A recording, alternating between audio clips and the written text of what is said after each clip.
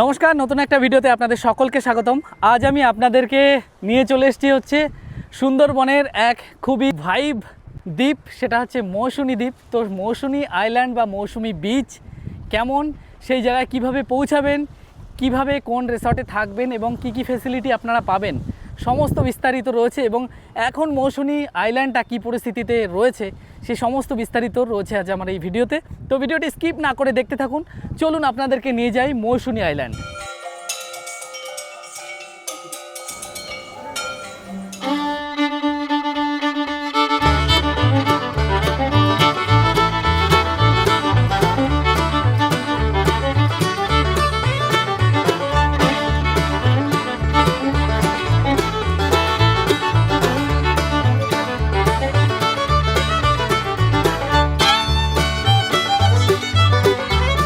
তো আমাদের ট্রেন এসে পৌঁছালো এখন লক্ষ্মীকান্তপুর। এখান থেকে এই ট্রেনটিরই নাম্বার পরিবর্তন হয়ে চলে যাবে নামখানা। তো এটা কিন্তু ট্রেনের অ্যাপে আপনারা দেখতে পারবেন না, তো ট্রেনের অ্যাপে লক্ষ্মীকান্তপুরই মারতে হবে।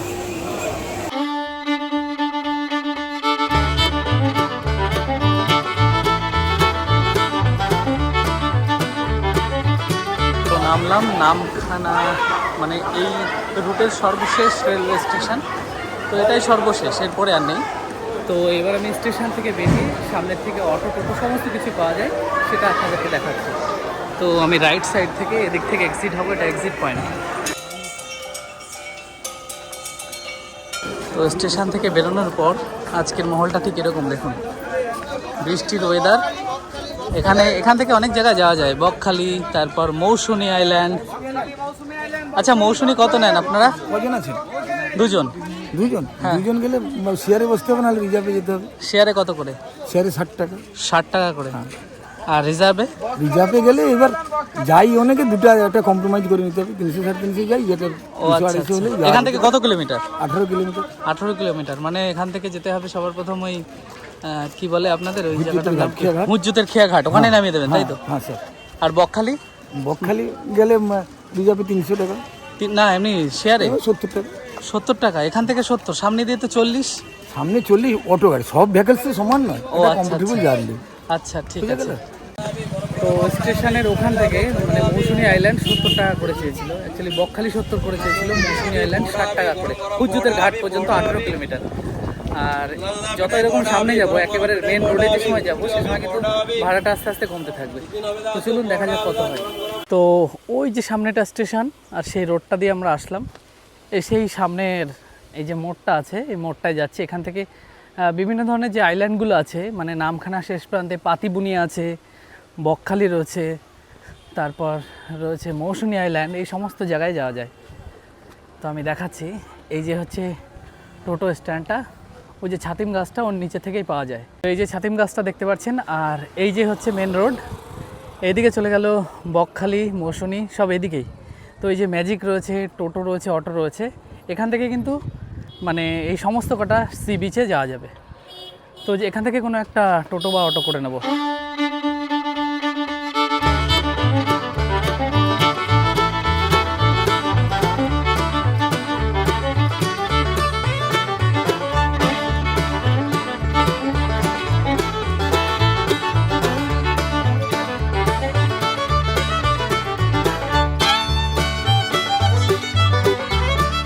অ্যাকচুয়ালি মৌসুমী আইল্যান্ড যাওয়ার জন্য প্রথমে কিন্তু 7 মাইল নামতে হয়, তারপর ওখান থেকে আবার টোটো আলাদা রিজার্ভ করে হুজ্জুতের ঘাট ওখানে নিয়ে যেতে হয়। ব্রেক জার্নি করলে কিন্তু খরচটা অনেক বেশি পড়ে। তো আমি কিন্তু এই টোটোটা সম্পূর্ণ ভাড়া করে নিয়েছি, আর আপনারাও তাই করবেন, তাহলে বেশি সুবিধা হবে। তো চলে এলাম হুজ্জুতের ঘাট। অ্যাকচুয়ালি মৌসুনী আইল্যান্ড যেতে গেলে একটু ব্রেক জার্নি করতে হয়, যেটা একটু আগে আপনাদেরকে বললাম।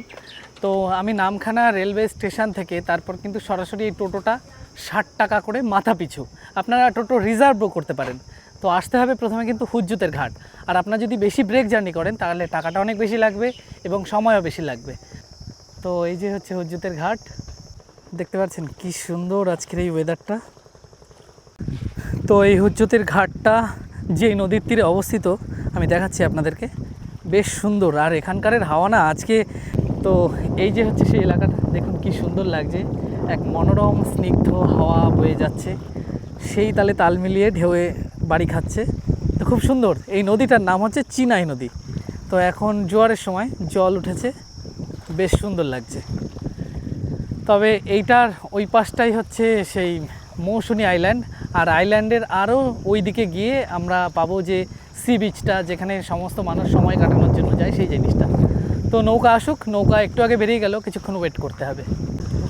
তো দেখুন এই নৌকাটা আসলো মৌসুনি যে আইল্যান্ড অর্থাৎ সুন্দরবনের মৌসুনি দ্বীপ, সেখান থেকে ফিরছেন। এনারা সেখানকার বাসিন্দা।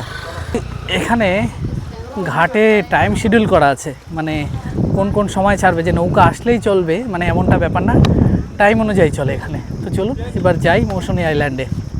তো অবশেষে নৌকা ছাড়লো উজ্জুদের ঘাট থেকে পেরিয়ে, অ্যাকচুয়ালি ওটা রায়নগর থেকে আমরা এই পাশে মৌসুমি দ্বীপে পৌঁছাবো। এবার হয়তো 5 মিনিট মতো সময় লাগবে।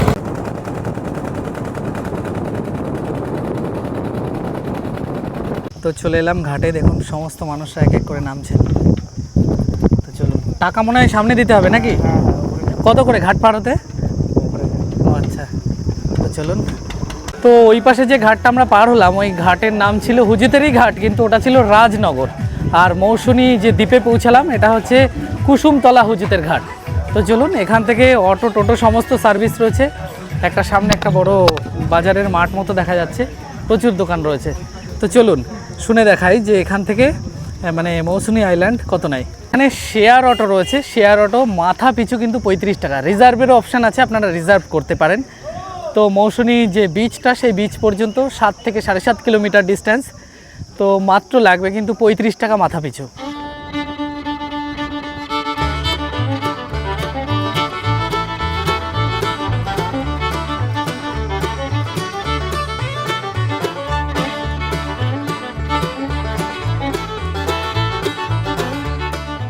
তো ওখান থেকে প্রায় 8 কিলোমিটার রাস্তাটা হলো আমাদের টোটোতে। আর টোটোটা আমরা যা শুনলেন সেই অনুযায়ী আমরা রিজার্ভ করে নিলাম 35 টাকা মাথা পিছু। কিন্তু যদি আপনারা ফেরত যেতে চান বা থেকে বেরিয়ে যেতে চান, তার জন্য কিন্তু রিজার্ভ করতে পারেন। তো এরকম পাশে কিন্তু প্রচুর, এই যে যেমন বিচ ক্যাম্পের এই বোর্ডগুলো দেখতে পাচ্ছেন, এগুলো প্রত্যেকটা ক্যাম্প এবং রিসর্ট। এবং এখানে এসে আমি একটা জিনিস দেখতে পাচ্ছি, মৌসুনিতে এই যে খাবার দাবার, তারপর দোকানপাট, এগুলো কিন্তু রয়েছে, আপনারা যে কোনো কিছু কিনতে পারেন।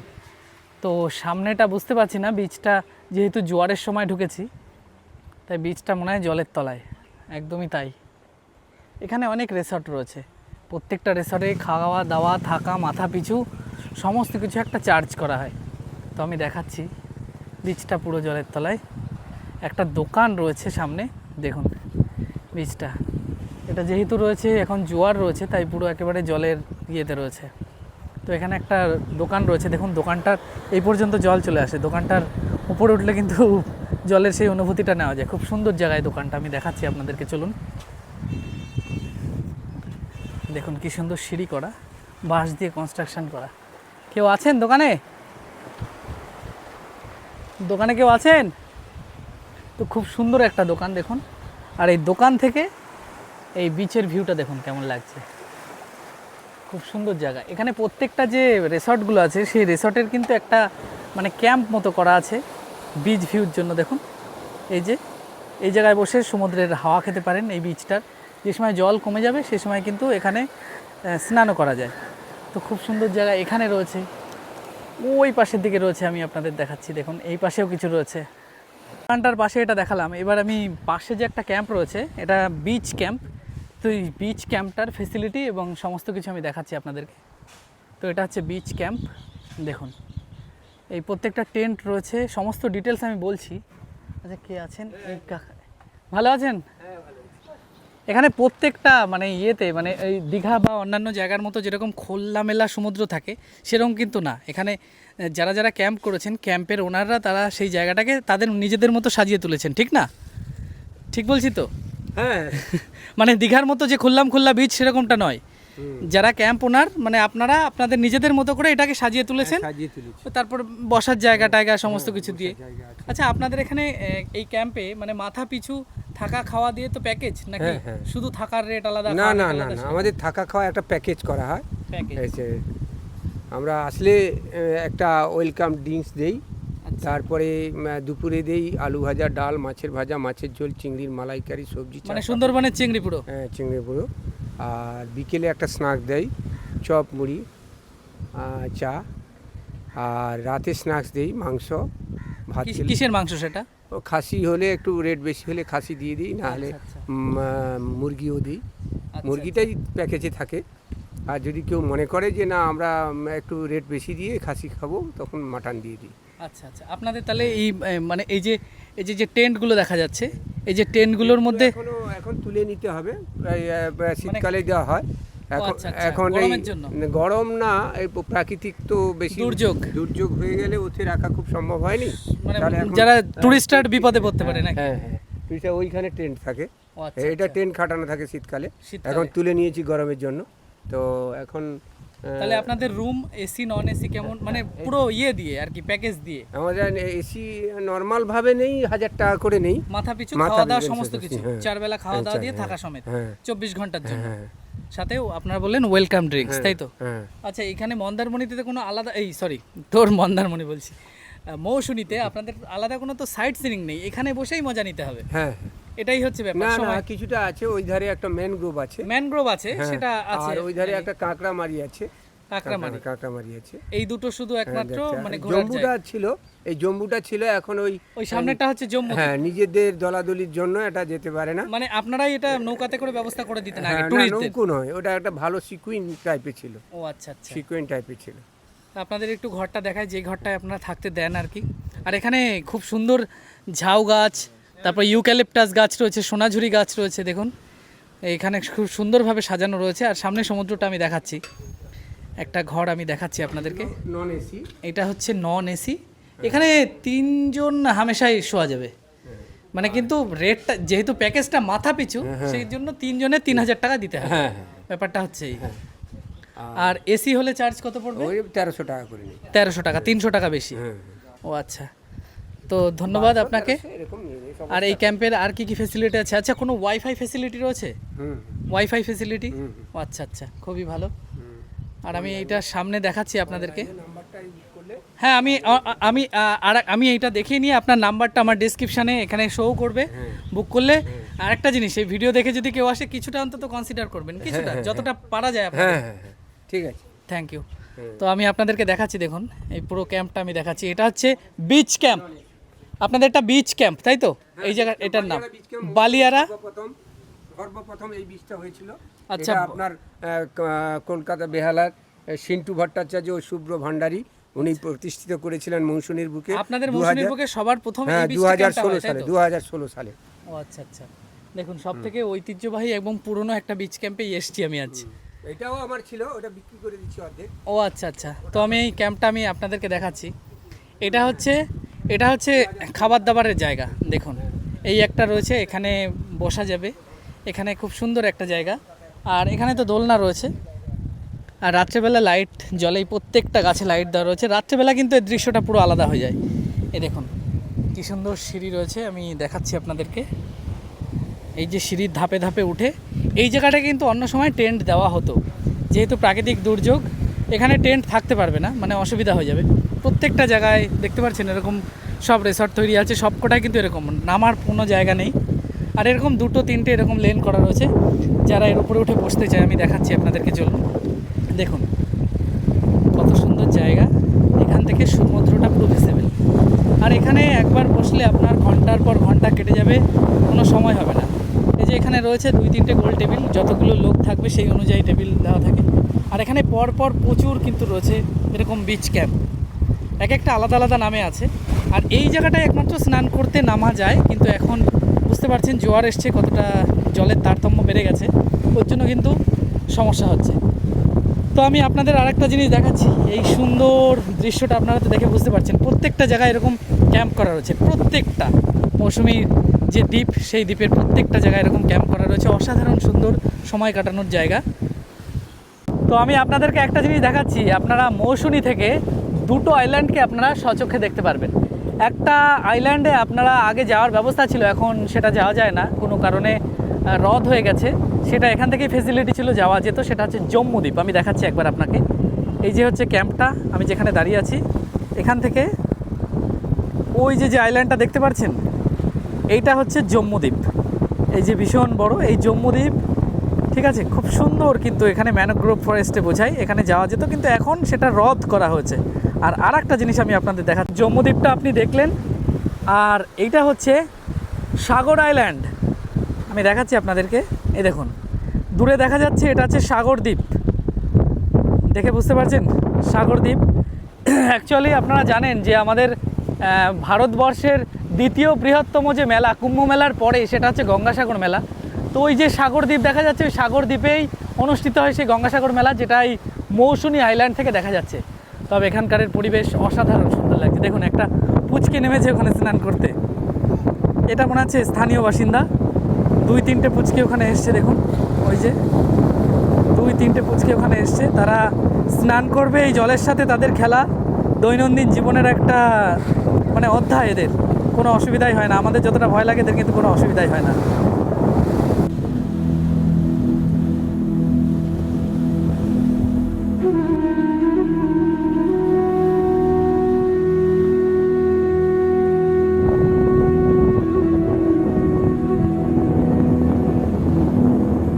অ্যাকচুয়ালি আপনারা যারা এই মৌসুনী আইল্যান্ডে আসবেন, আমি যেই বিচ ক্যাম্পে দাঁড়িয়ে আছি সেটা হচ্ছে মৌসুনী আইল্যান্ডের সবথেকে পুরনো বিচ ক্যাম্প। মানে অ্যাকচুয়ালি যে ক্যাম্পগুলো প্রত্যেকটা এখন নতুন নিত্য নতুন অনেক ক্যাম্প তৈরি হচ্ছে, অত্যাধুনিক ক্যাম্প তৈরি হচ্ছে, কিন্তু সবথেকে পুরনো যে ক্যাম্প সেই ক্যাম্পটায় এসেছি। এবং এখানে একটা এক্সট্রা ফেসিলিটি দেওয়া হয়, অন্যান্য ক্যাম্পে হয়তো দেওয়া হয়, তা আমি সেটা বলছি যে যদি কোনো প্রাকৃতিক দুর্যোগ, মানে এখানে আসার পরে সবাই বর্ষাকাল চুজ করে এই সমস্ত জায়গায় আসার জন্য, হঠাৎ করে কোনো ঝড় বা কোনো একটা প্রাকৃতিক দুর্যোগ হলো, তার জন্য যে পর্যটক সেফটি, তার জন্য কি করা হয় সেটা কাকুর কাছ থেকে শুনুন।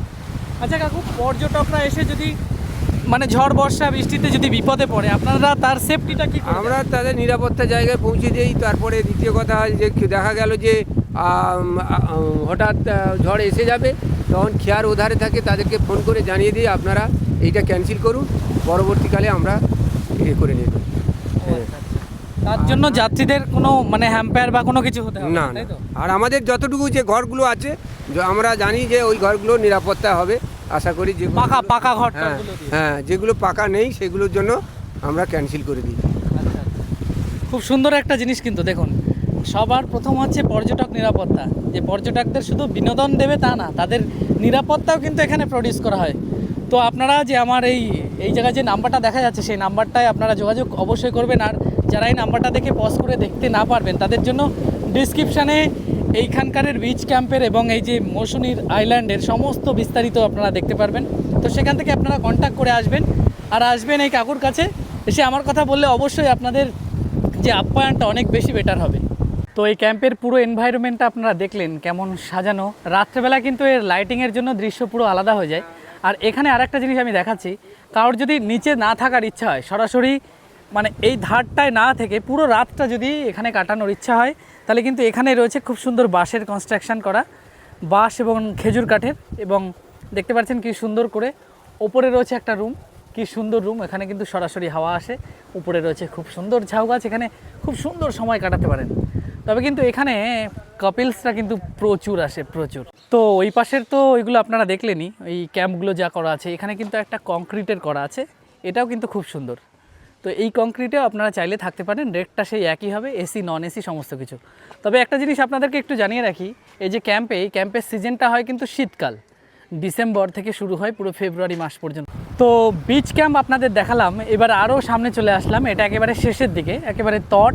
এই পাশেও কিছু হোটেল রয়েছে, হোটেল মানে রিসর্টগুলো রয়েছে। দেখুন কী সুন্দর তার প্রকৃতি, সামনে এই সমুদ্র, কি সুন্দর জায়গা। তবে এই জায়গা কিন্তু মিলিটারি গ্রেডের তাঁবু দিয়ে বাঁধানো হচ্ছে, কেননা এই বিচটা আগে আরও সামনের দিকে ছিল।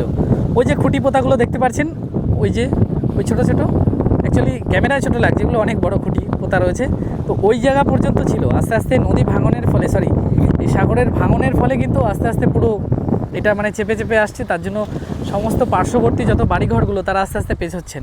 এই রাস্তাও পরবর্তীতে থাকবে কিনা জানা যায় না। তো এই হচ্ছে ক্যাম্পটা, দেখে বুঝতে পারছেন এখানে ভাতের হোটেল সমস্ত কিছু আছে। আর আমি দেখাচ্ছি, এখানে একটা রিসর্ট রয়েছে যে ভালোবাসা, দেখুন। আর এখানে কিন্তু নদী বাঁধাইয়ের কাজ হচ্ছে, দেখুন কী সুন্দর এই ক্যাম্পটা। তো এই যে বাড়িঘরগুলো দেখেন, এখানে আর মানুষ থাকে না এখন, তারা ছেড়ে বেরিয়ে গেছেন। এখানে কিছুটা জায়গা আমি দেখাচ্ছি আপনাদেরকে দূরে, ওই যে দেখতে পাচ্ছেন, এটা হচ্ছে বাঁধাই হচ্ছে, বাঁধাই হয়ে এখানে ক্যাম্প তৈরি হবে। তো এই পুরো জায়গাটা ক্যাম্প তৈরি হচ্ছে, নতুন নতুন ক্যাম্প তৈরি হচ্ছে। এই ভালোবাসা যে ক্যাম্পটা, এটা কিন্তু নতুন তৈরি হচ্ছে। এক সুন্দর অনবদ্য প্রকৃতি, দেখুন কি সুন্দর লাগছে। আর পাশে রয়েছে এরকম নারকেল গাছ। তো বেশ সুন্দর লাগছে, আর এখানে কিন্তু অফুরন্ত হাওয়া। তবে এই যে জায়গাটা দিয়ে আমি হাঁটছি, যেখানে এরকম এই পাড়টা বাঁধিয়ে দিয়েছে, এটা কিন্তু আনসেফ, কেননা কোনো কোনো জায়গায় গর্ত আছে। এখান থেকে হাঁটতে গেলে কিন্তু খুব সাবধানে হাঁটতে হবে, না হলে পা ঢুকে ঢুকে যাচ্ছে কিছু কিছু জায়গায়। যেহেতু উপরে তাঁবুর একটা প্রলেপ দেওয়া রয়েছে, বোঝা যাচ্ছে না, নিচে কিন্তু ফাঁকা ফাঁকা জায়গাও রয়েছে।